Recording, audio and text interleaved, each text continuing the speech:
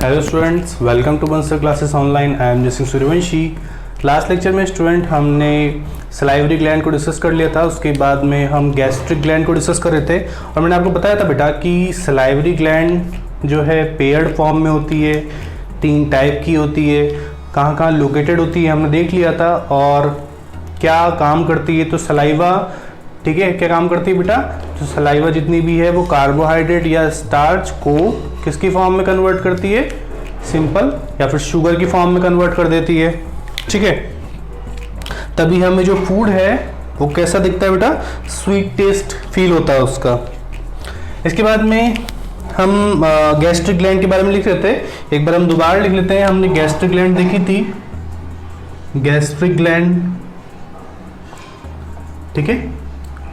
हमने gastric gland में लिखा था कि बेटा जो स्टमक है या जो गैस्ट्रिक पार्ट है हमारी बॉडी का, ठीक है, जो स्टमक है, स्टमक के अंदर 3 पार्ट होते हैं। ये हमने लिख लिया था, कार्डियक पार्ट, फंडिक पार्ट और पाइलोरिक पार्ट। हम देख रहे थे कि फंडिक पार्ट के अंदर कौन कौन सी ग्लैंड्स प्रेजेंट होती है, तो हमने डिस्कस किया था अलग अलग टाइप की ग्लैंड होती है।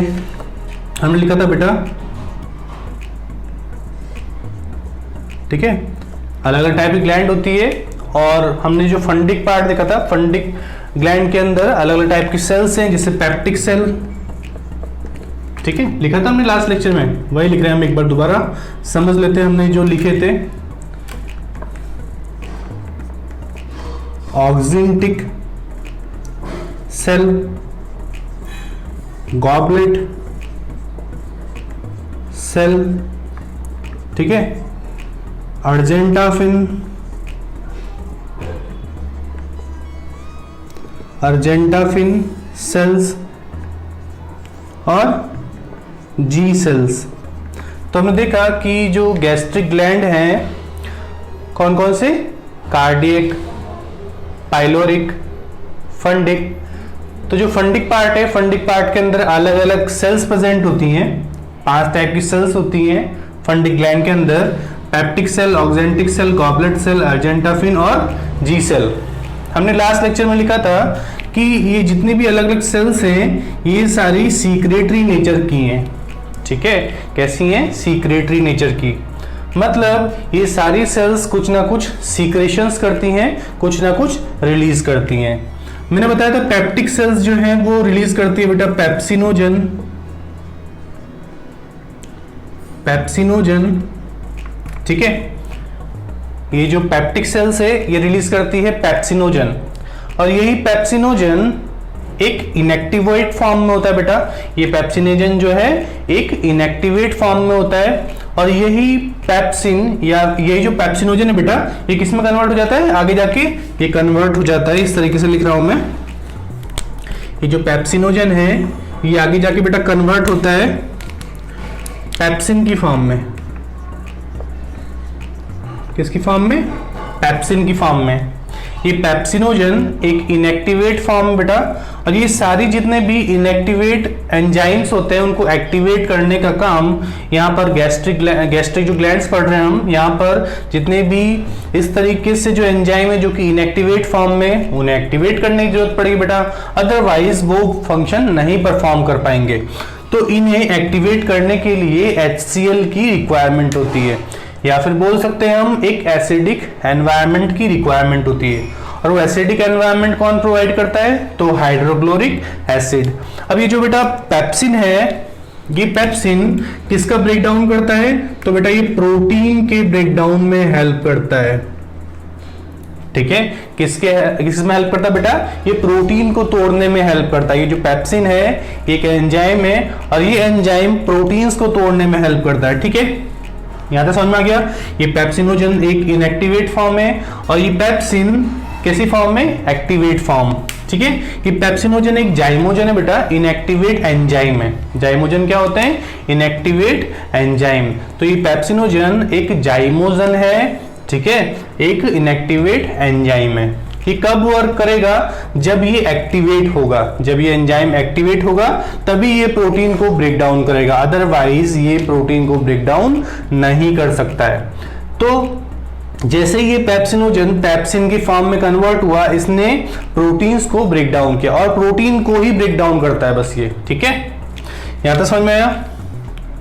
इसके बाद में हमने देखा कि ये एक्टिवेट कब होंगे, जितने भी इनएक्टिवेट एंजाइम्स हैं, तो HCl की प्रेजेंस में या फिर एसिडिक एनवायरनमेंट की प्रेजेंस में। और ये एसिडिक एनवायरनमेंट कौन प्रोवाइड करता है, तो HCl। कौन प्रोवाइड करता है, HCl। HCl को बोलते हैं हाइड्रोक्लोरिक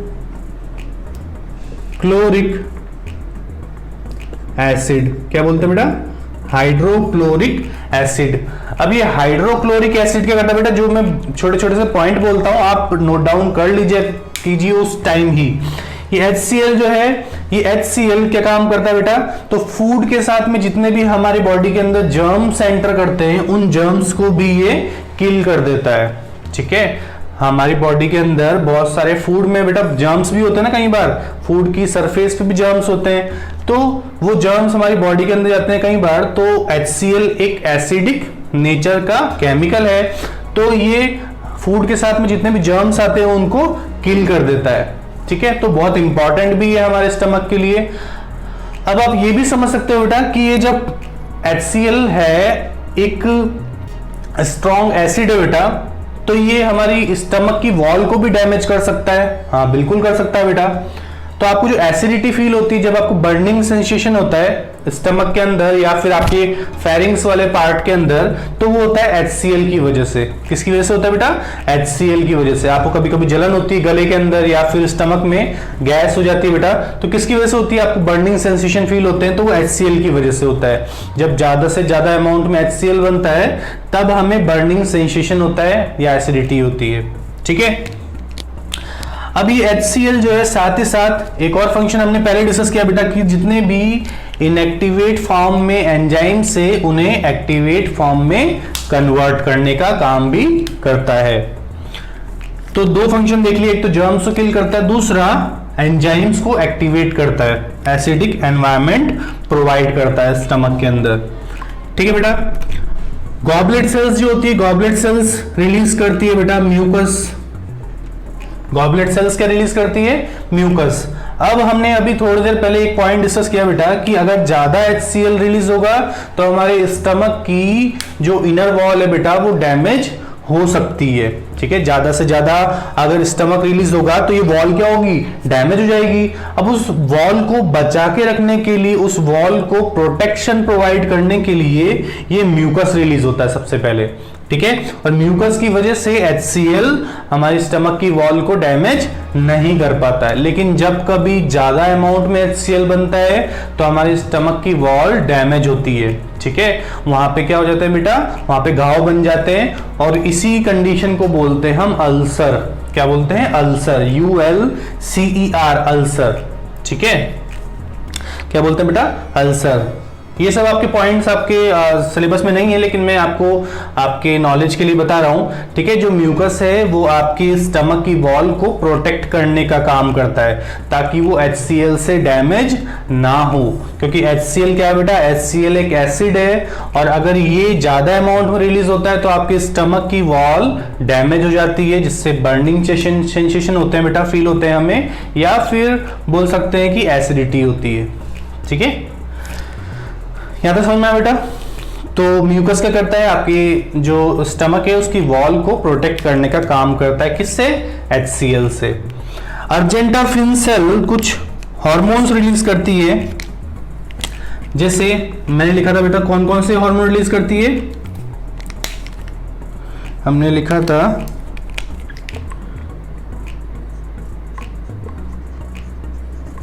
हिस्टामिन, ठीक है,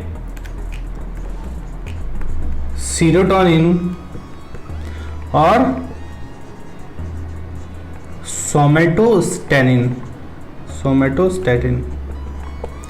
ये कुछ केमिकल्स हैं जो कि रिलीज होते हैं अर्जेंटाफिन सेल्स के थ्रू, ठीक है। ये कुछ हार्मोन्स होते हैं बेटा, और जैसे सोमेटोस्टैटिन है, सीरोटोनिन है, ये कुछ हार्मोन्स हैं, कुछ केमिकल्स होते हैं जो कि हमारे अर्जेंटाफिन सेल से रिलीज होते हैं, ठीक है।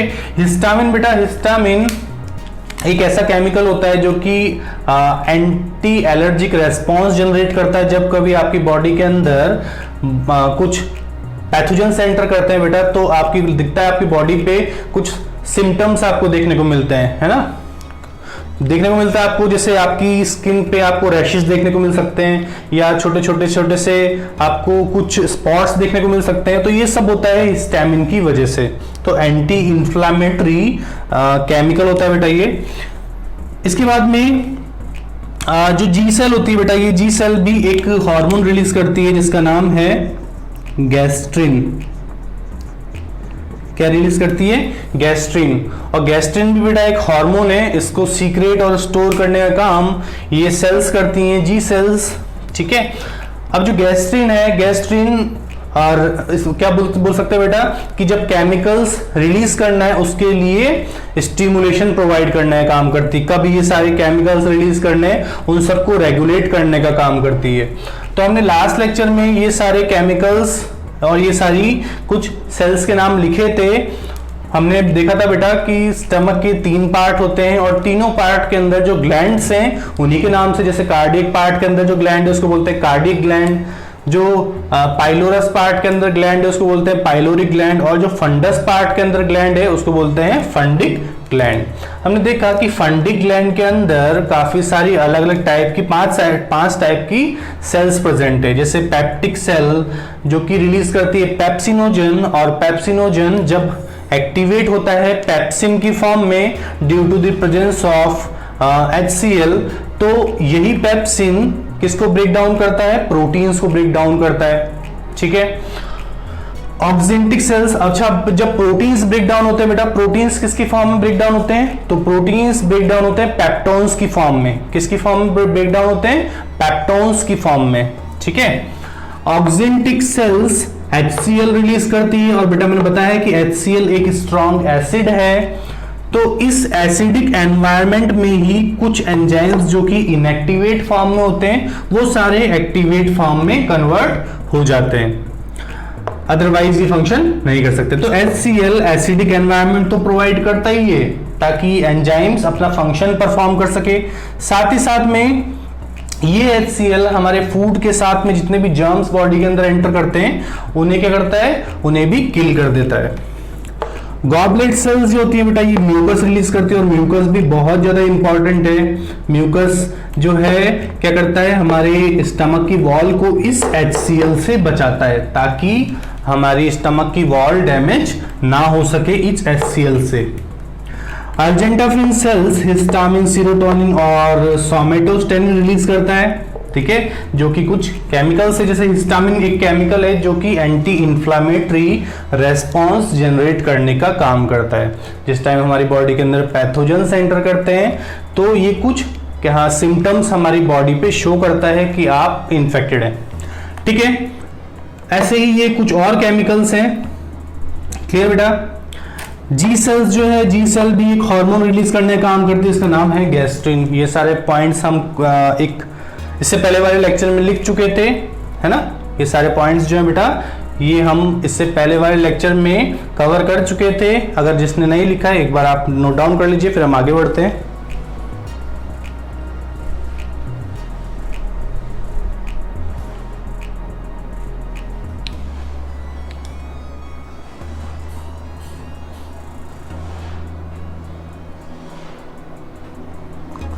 ठीक है बेटा, इसको रफ कर रहा हूं मैं।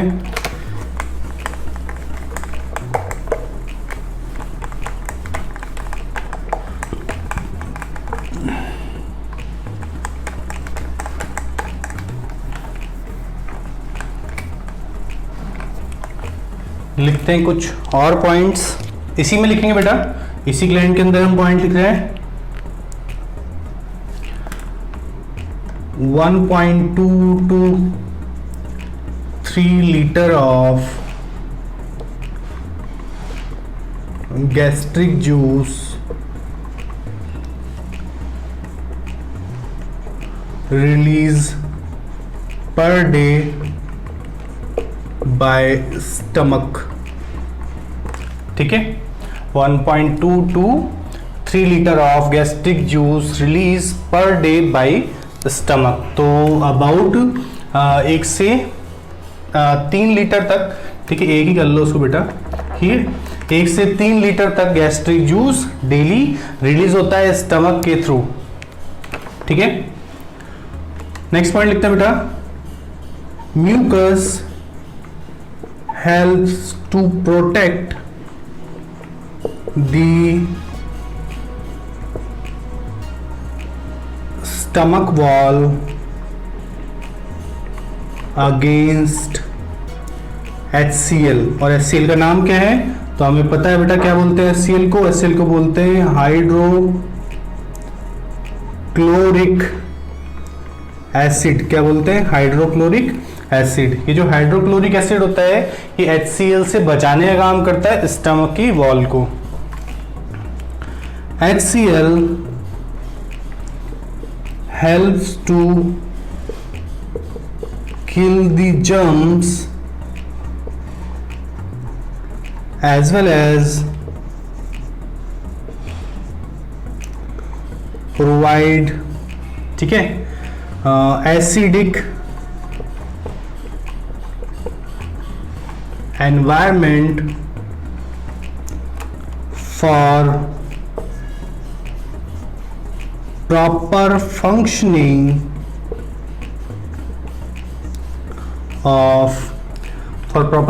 of enzymes. ठीक है, इसके बाद एक और पॉइंट लिख लेते हैं बेटा, पीएच कितना होता है? PH of gastric juice. ठीक है बेटा, अब आप समझ गए होंगे गैस्ट्रिक जूस किससे मिलके बनता है। तो गैस्ट्रिक जूस के अंदर ये सारे एंजाइम्स होते हैं, ये सारे बेटा हार्मोन्स प्रेजेंट होते हैं और इन सब की कंपोजिशन से मिलके बनता है ये गैस्ट्रिक जूस। और कौन रिलीज करता है बेटा? तो स्टमक रिलीज करता है। पीएच ऑफ गैस्ट्रिक जूस कितना होता है? तो 1.223। ठीक है, इसका जो पीएच है वो 1.223 है। क्लियर? तो यहां तक हमने देखा कि इस कितना गैस्ट्रिक जूस रिलीज होता है स्टमक के थ्रू पर डे, म्यूकस क्या हेल्प करता है, HCl क्या फंक्शन करता है, और गैस्ट्रिक जूस का जो है पीएच कितना होता है, ये नोट डाउन कीजिए।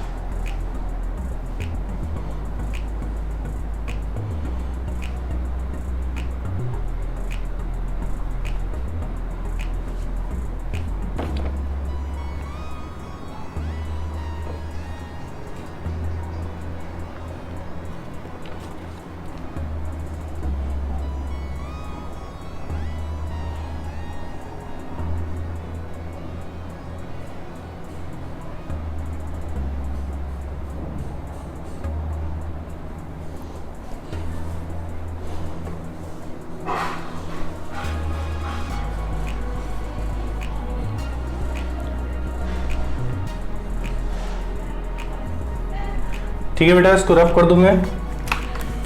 पीएच देख लिया हमने, काम देख लिया HCl का, हमने म्यूकस का फंक्शन देख लिया। ठीक है, ये सारी चीज़ें हम डिस्कस कर चुके हैं। अब इसके बाद डिस्कस करेंगे हम नेक्स्ट वेट, इसके बाद डिस्कस करेंगे बेटा हम लीवर। ठीक है, इसके बाद डिस्कस करेंगे हम लीवर।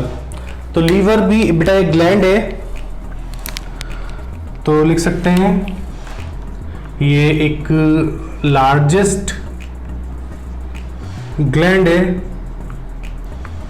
ठीक है, ये कैसी है? एक लार्जेस्ट ग्लैंड है,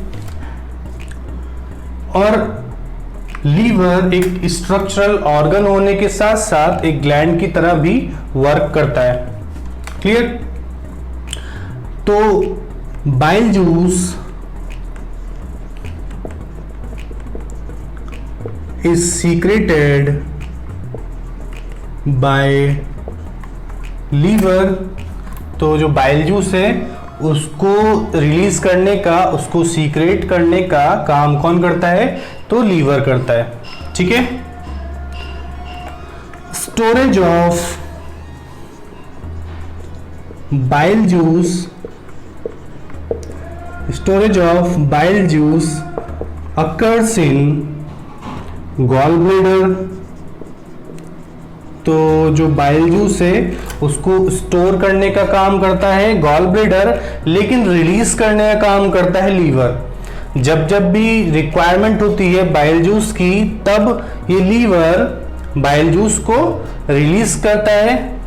ठीक है। अदरवाइज ये इस गॉल ब्लैडर के अंदर स्टोर कंडीशन में रहता है। Bile juice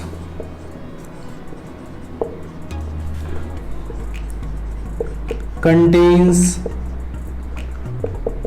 bile pigment and bile salts। ठीक है।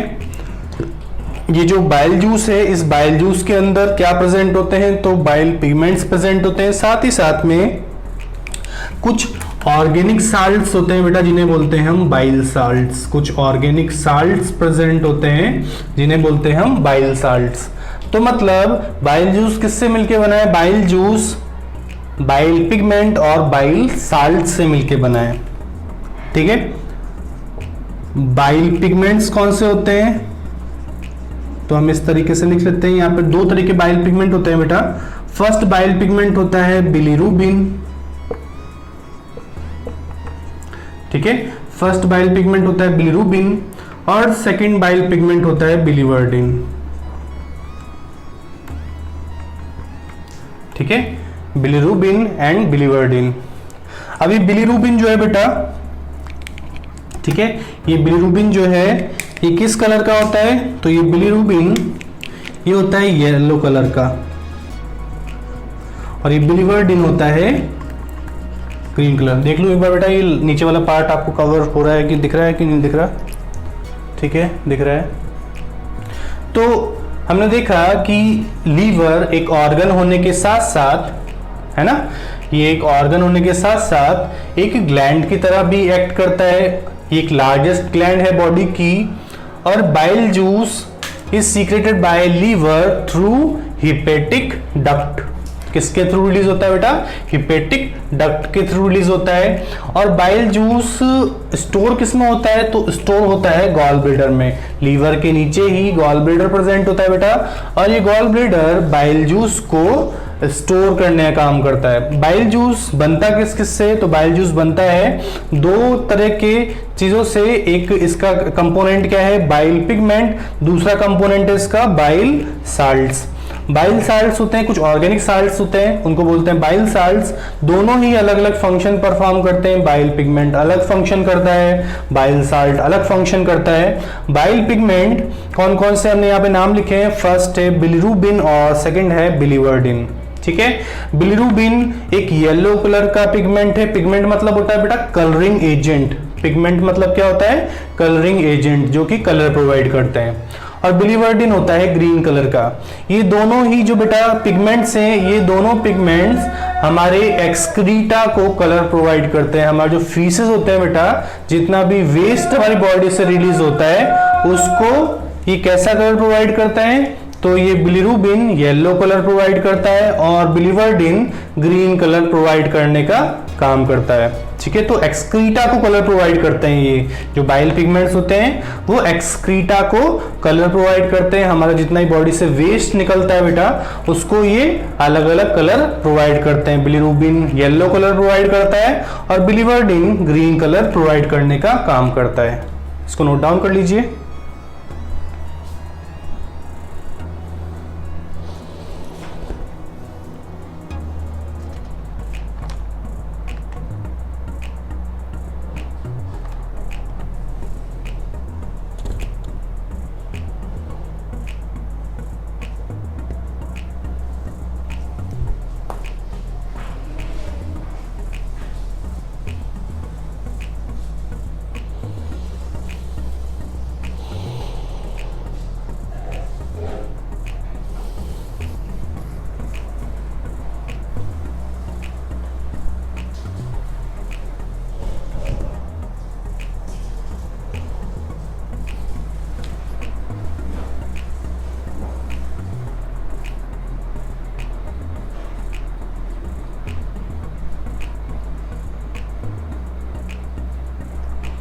ठीक है, कुछ और पॉइंट लिखते हैं।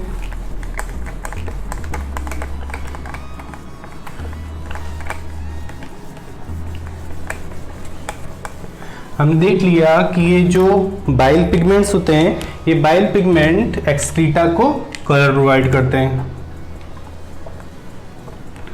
ठीक है, bile pigments provide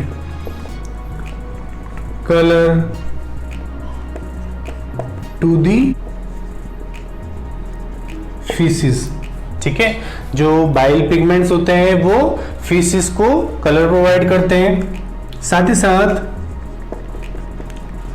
bile salts helps to break down, bile salts help to break down fats. ठीक है, तो फैट्स को ब्रेक डाउन करने का काम कौन करता है बेटा? तो ये बाइल साल्ट्स करते हैं। जितना भी फैट्स हैं वो ब्रेक डाउन कौन करते हैं? तो ये बाइल साल्ट्स की वजह से जितने भी फैट्स हैं उनका इमल्सिफिकेशन होता है। ठीक है, उनका ब्रेक डाउन जो होता है इन बाइल साल्ट्स की वजह से होता है। क्लियर? इसके बाद लिखते हैं बेटा सिंथेसिस ऑफ शुगर। तो लीवर के और क्या फंक्शन है? ये शुगर को बनाने का काम करता है, या फिर इस तरीके से लिख सकते हैं, ग्लूकोज लिखते हैं बेटा, ज्यादा सही लगेगा। ठीक है, एक ही बात है ऐसे, लेकिन हम ग्लूकोज लिखते हैं तो ज्यादा यहाँ पर सही लगेगा। ठीक है, सिंथेसिस ऑफ ग्लूकोज। साथ ही साथ में स्टोरेज ऑफ विटामिन्स। तो विटामिन को स्टोर करने का काम भी ये लीवर करता है, जैसे vitamin A, vitamin B, vitamin E, जैसे विटामिन B12। तो इन सारी विटामिन को स्टोर करने का काम ये लीवर करता है बेटा। ठीक है, साथ ही साथ लिख सकते हैं बेटा हम सिंथेसिस ऑफ ब्लड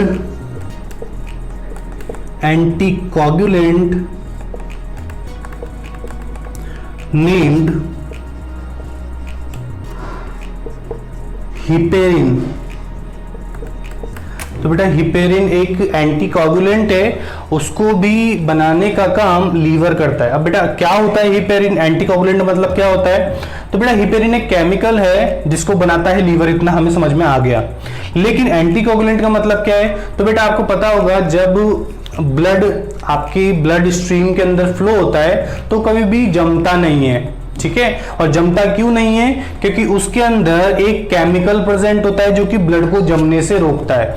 तो ब्लड का ना जमना क्या है? Anti coagulation. ठीक है, तो एक एंटी कोगुलेंट का काम कौन करता है? ये हिपेरिन ब्लड को आपकी ब्लड वेसल्स के अंदर जमने नहीं देता है। ठीक है, बाइल पिगमेंट्स जो होते हैं वो फीसिस को कलर प्रोवाइड करते हैं, बाइल साल्ट्स जो होते हैं वो फैट्स का ब्रेक डाउन करते हैं, साथ ही साथ ग्लूकोज को बनाने का काम भी करता है।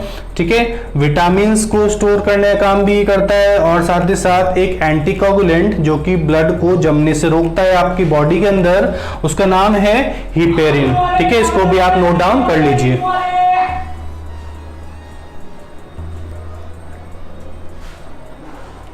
ठीक है बेटा, यहां तक आपको समझ में आ गया। साथ ही साथ आप एक और पॉइंट लिख सकते हो, यहां पर ऊपर ही लिख देता हूं बेटा मैं, कहां तक कवर हो रहा है, 1 मिनट। ठीक है, यहां पर लिख रहा हूं बेटा मैं एक पॉइंट, आप यहीं पे लिख लेना। Synthesis of blood plasma and blood proteins. ठीक है, तो ब्लड प्लाज्मा और ब्लड प्रोटीन्स को बनाने का काम भी ये लीवर करता है। ठीक है, यहां तक के कुछ पॉइंट्स जो हैं हमने लिख लिए, आपको आगे समझ में आएगा बेटा ब्लड प्लाज्मा क्या होता है और ब्लड प्रोटीन्स कौन कौन सी होती है। जब हम आगे ट्रांसपोर्टेशन चैप्टर कवर करेंगे तब वहां पे आपको पता चल जाएगा। ठीक है, आज की क्लास में हम इतना ही पार्ट कवर करेंगे। हमने गैस्ट्रिक ग्लैंड्स को डिस्कस कर लिया बेटा, इसके बाद में हमने लीवर का पार्ट भी कवर कर लिया है। इसके आगे हम डिस्कस करेंगे नेक्स्ट लेक्चर में। तब तक के लिए take care and good luck.